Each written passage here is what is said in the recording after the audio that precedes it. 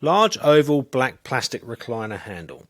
Suitable for non-electric manual reclining armchairs, sofas, modular lounges, etc.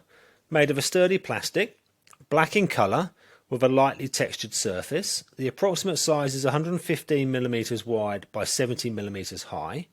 Requires a hole in the arm of the recliner of 98mm by 55mm.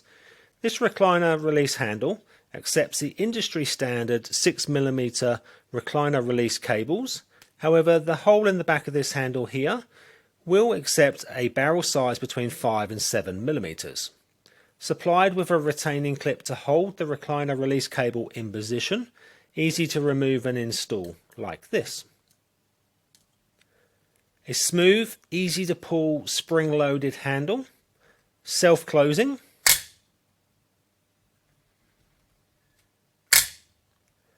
Requires 2 screws to install, one at the top, one at the bottom. Screws are not supplied. No experience is needed to install this handle and only a screwdriver is required.